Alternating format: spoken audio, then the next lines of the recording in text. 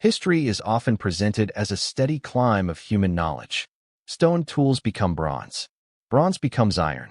Simple observation becomes mathematics and eventually machines. The narrative feels orderly, almost inevitable. According to this familiar timeline, complex mechanical computation belongs to the modern age.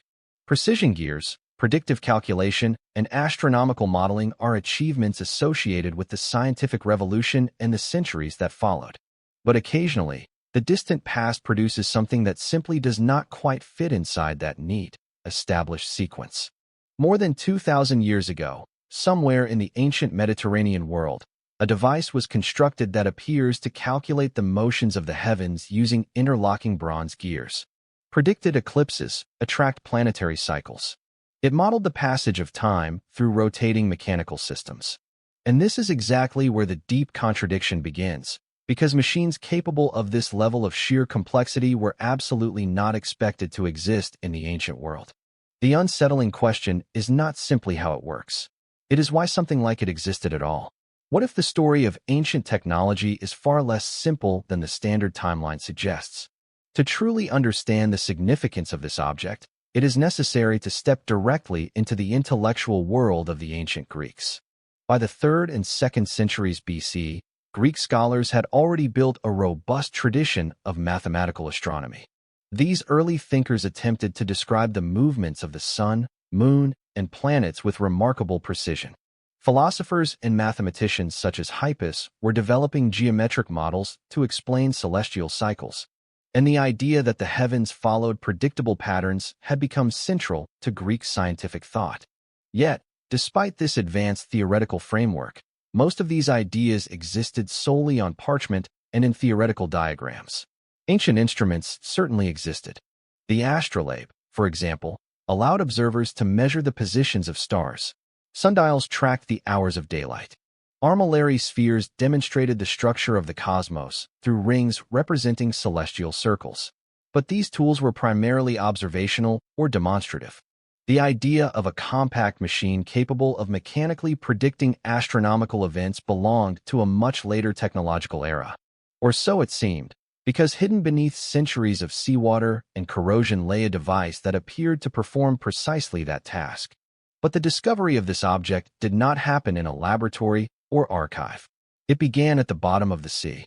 In the spring of 1901, a group of sponge divers working near a small Greek island made an unexpected discovery.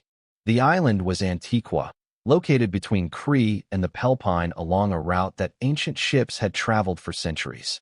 The divers had descended into waters roughly 50 m deep when they encountered the remains of a Roman-era shipwreck scattered across the seabed. Bronze statues lay among fragments of pottery and marble sculptures. The cargo appeared to be part of a large shipment of luxury goods transported sometime in the 1st century BC. When the divers returned to the surface with their discoveries, archaeologists quickly realized the site contained one of the most significant underwater finds of the early 20th century. Over the following months, the wreck was carefully explored and its contents raised from the seabed. Among the artifacts was an unremarkable lump of corroded bronze and wood. At first glance, it appeared to be nothing more than debris. The object had fractured into several pieces. The wood had decayed. The bronze surfaces were heavily encrusted with mineral deposits from centuries under seawater. There was no immediate reason to believe the object was anything extraordinary. But as the fragments dried and cracked in museum storage, something unexpected began to appear. Inside the corrosion were gears. And this is where the mystery truly began. Careful examination revealed that the fragments contained dozens of precisely cut bronze gear wheels. Their teeth were triangular and evenly spaced, suggesting deliberate mechanical design rather than decorative pattern. Even more remarkable was the density of the mechanism. Within what had once been a wooden case roughly the size of a shoebox were at least 30 interlocking gears arranged in layers. These gears were connected through axles and rotating components that clearly formed a coordinated system. This was not a decorative object. It was a machine. But here is the unsettling part. The level of mechanical sophistication displayed by the device was completely unexpected for its time. The gears were designed with mathematical ratios that corresponded to known astronomical cycles. The spacing of the teeth suggested calculations intended to track the movements of celestial bodies over long periods of time. History does not break easily, but here it bends. For decades, the mechanism remained poorly understood. The corrosion made it difficult to see how the components connected. Early researchers recognized that it was an ancient mechanical device, but its exact purpose remained uncertain. The turning point came in the mid-20th century when X-ray imaging techniques were applied to the fragments. For the first time, scientists could see inside the corroded bronze without dismantling the delicate remains. What they found transformed the interpretation of the device. Hidden within the fragments were intricate gear trains linked to rotating dials. Inscribed markings surrounded these dials written in ancient Greek characters.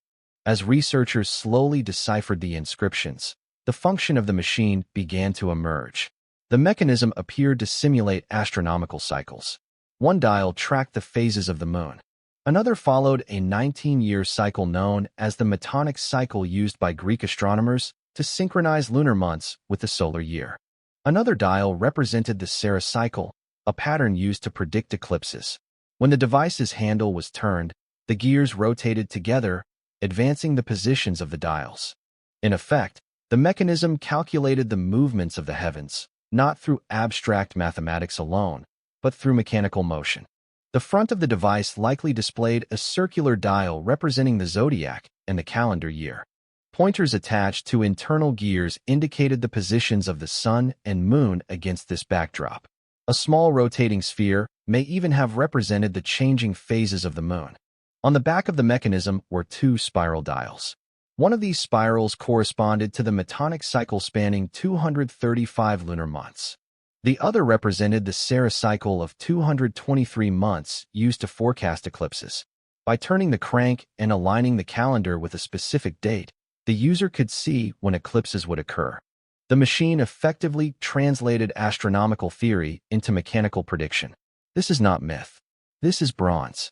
Modern reconstructions of the mechanism suggest that the original device contained more than 30 gears, possibly closer to 40.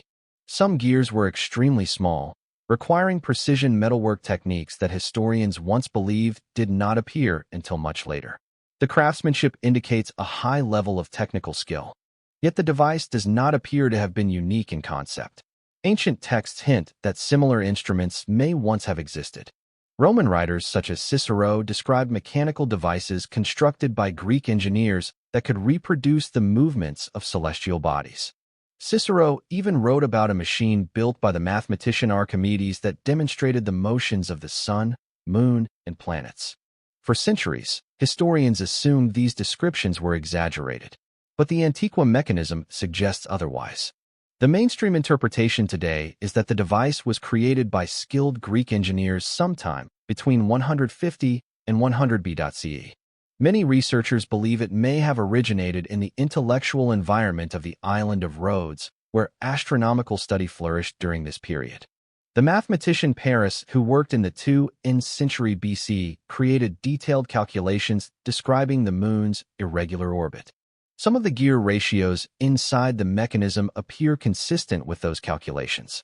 If this connection is correct, the device may represent the physical embodiment of Greek astronomical theory, a machine that turned mathematics into motion. But even with these explanations, questions remain. No other device of comparable complexity from the ancient world has survived. The Antiqua mechanism stands alone in the archaeological record. The precision gearwork it contains would not appear again in known technology for more than 1,000 years. Ancient artifacts rarely survive intact. Bronze was often recycled. Wooden casings decay. Mechanisms are dismantled. What we see today may only be a fragment of a much larger technological tradition. And this is where the deeper question emerges. The Antiqua mechanism does not overturn the achievements of later scientific eras.